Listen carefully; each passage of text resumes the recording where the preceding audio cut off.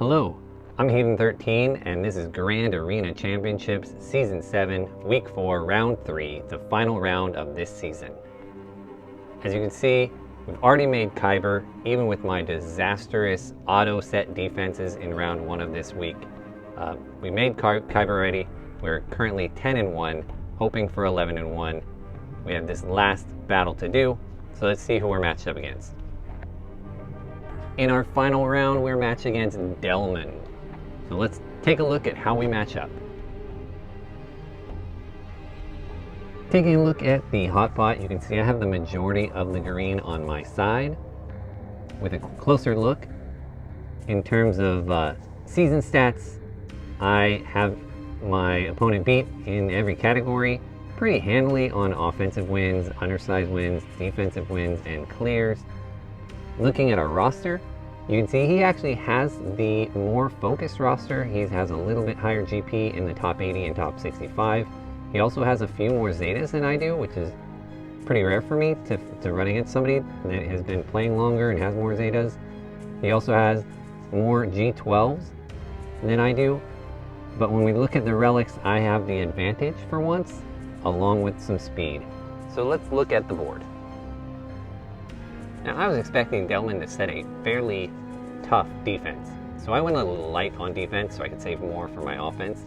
I have a pretty vanilla crew team with Wampa, a standard boss bounty hunters, and my JTR squad, which is honestly pretty weak. I'm expecting all of these to get one shot. Down low, I have my Mother Talzin-led Night Sisters and my Shock T with clones and R2-D2. In the back, I've kept my Grievous squad with Chopper, and then my Newt squad with Mission, Zalbar, and Droideka. Now, he doesn't have very good ships, so I left my Negotiator on defense, hoping to get maybe a hold there. And I've kept my Akbar fleet for my offense. Let's see what we are going against. He's got Geonosians, decent. He's got his Darth Revan squad, which mine are faster than his, and some Ewoks, so you know what's going on that one. Looking at his bottom zone, he has left me a Jedi Knight Revan team and a Traya squad. You don't really see the trio on defense very often, but I remember for a very brief time, I actually ran CLS as my arena team, and I used to hunt Traya squads with my CLS. So that's where we're going to start. We're going to start by taking out his Traya squad and using my CLS team. I'm used to attacking second, where I know exactly how many banners I need, and this time I was attacking first just because of my schedule. So I went ahead and took in Baze along with my CLS team, just to give a little extra insurance to make sure that I didn't lose anybody. Starting out on Palpatine here, he was definitely the squishiest, and I'm able to take him out pretty quickly. And here's where it really shows that I haven't fought a Traya squad in a long time. I was thinking I could get ability block with CLS on Scion so that he couldn't taunt, but he did, and here again I shoot Traya to stun her, forgetting that she's just going to clear that anyway. I should have just switched to Nihilus right from the get-go so that I prevent any kind of Annihilate shenanigans, but I recover. My CLS and Chewie are both low relics, but at least they're gear 13, so they don't have any trouble chewing through this team at all. And turns out my decision to be safe and bring in Baze backfired, lost me a banner 55. I guess I'm okay with that because it's a one-shot, and I didn't want to take any chances in the beginning. I want to expose the back to see what they have. I'm expecting Night Sisters and Grievous in the back when I started. So I was really trying to hold back certain teams in order to be able to counter those. Next, I jump right into the Jedi Knight Revan squad, and I use my Padme, and immediately he targets Padme with the mark, which is the worst possible outcome for me, because now she's not able to clear the debuffs and do protection up. I take my Anakin and clear their buffs. At this point, my plan is to try and get Grandmaster Yoda down once to proc Savior, and then switch over to Jolie. And so I start working on Grandmaster Yoda. I have 13 stacks there, and for some reason I changed my plan midway and thought maybe I could just take out Jolie. And here I realize that I am mistaken about Padme's ability. I go ahead and hit the middle button to do protection up without remembering that I already thought I couldn't because of the mark, thinking that it worked like isolate for some reason. But it did work, gave my team protection up, was able to clear out old Ben, and then I switch over to Jolie, hoping to get him down now that the Savior is procced, and there Jolie brings old Ben back again. So at this point I'm just focusing on Jolie, and I'm a little worried. It's a minute and a half in and I haven't killed anybody, and here we go with Anakin stripping their buffs, taking old Ben down, and then Padme kicks to the face and gets Jolie down.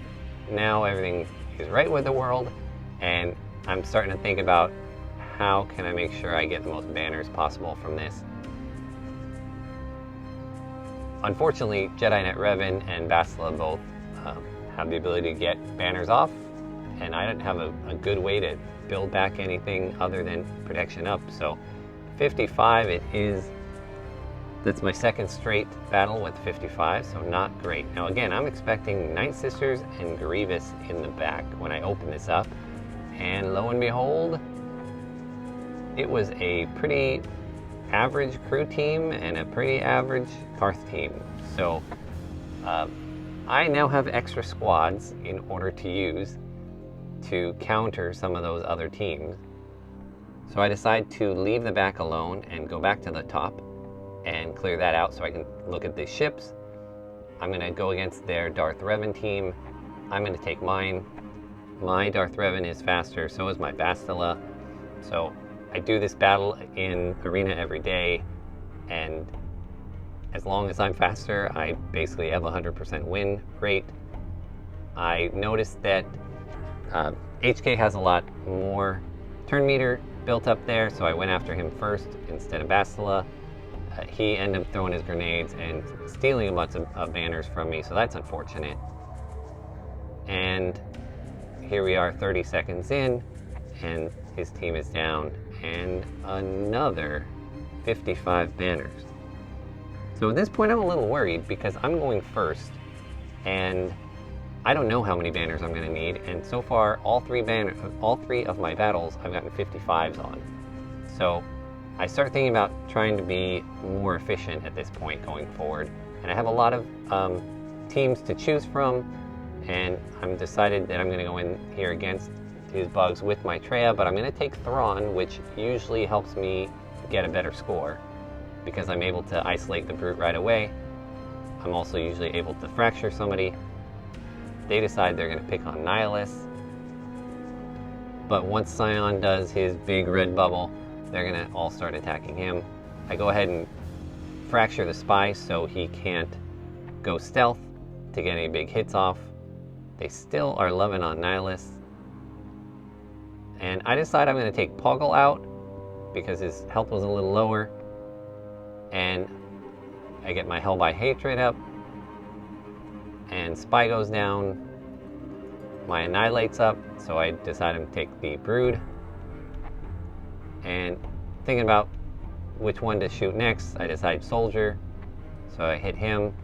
Here I just am looking at, can I extend it a little bit to get anybody's health out? And there we go. We'll pass that to Scion to get his health to maximum, or his protection rather.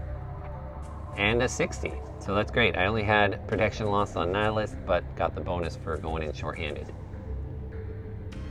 So that's better than the 55 I had been getting. Alright, last one up here, we got the Ewoks. They don't even have a wicket, they have a scout instead. So I bring in my Nest Solo. We'll put this on fast forward and hit auto. As long as their Paplu doesn't have a potency higher than 49%, then my Nest is unstunnable, because my Nest has a tenacity of 149%. So she will resist 100% of the time. So that one's done, 63. And just like I thought, looks like he put either Tarkin or Thrawn in the back. So I'm going to go ahead and go after crew, and I have my bugs available, so I'll go ahead and do bugs. Now, I haven't done bugs against crew in a while. I forget who I normally go after first. I decide I'm going to take out Phasma because I'm worried that she'll give some turn meter up on them. She's almost dead, so I didn't use my big hit there. I go ahead and use my big hit against First Order Stormtrooper and get him down most of the way. And there's all the way. And then the TIE Pilot. Once I clear off the other three and I'm left with crew and OG Kylo, then it's just a matter of whittle them down. I decide I'm going to go after Kylo Ren Unmasked first. Although, honestly, I don't think it matters. I've done either one. In fact, at some point here, I think I'm going to switch to OG Kylo just to get that counterattack off of him. But then I switch back to Kylo Ren Unmasked.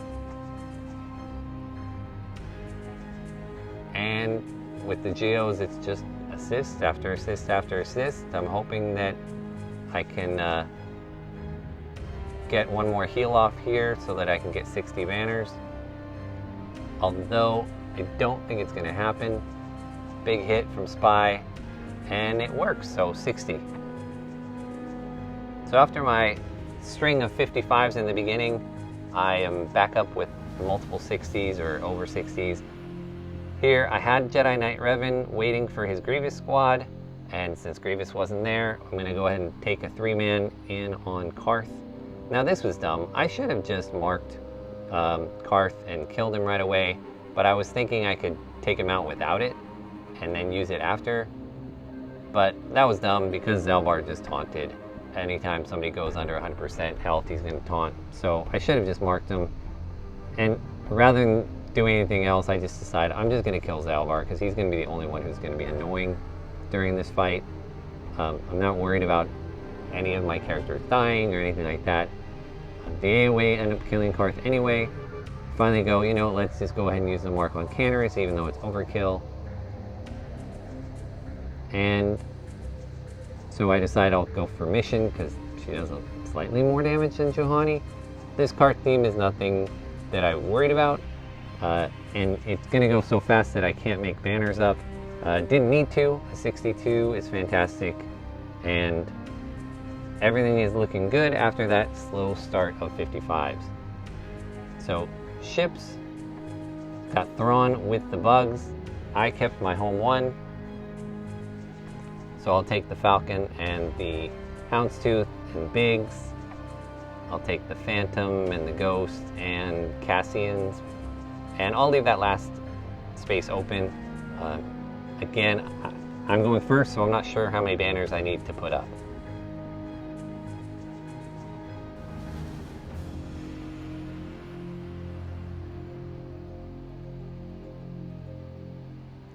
Here I'm checking. I don't really remember. I don't remember which of his Geos were best geared, so I'm just looking for the easiest target. I decided it was Spy and take him out in one shot.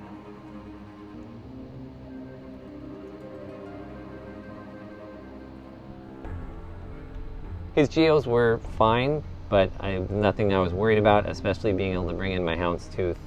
I put my Y-Wing on defense as the tank, and my Y-Wing's not good, still 3 stars, but I know that I want to give them a tank, so I did that.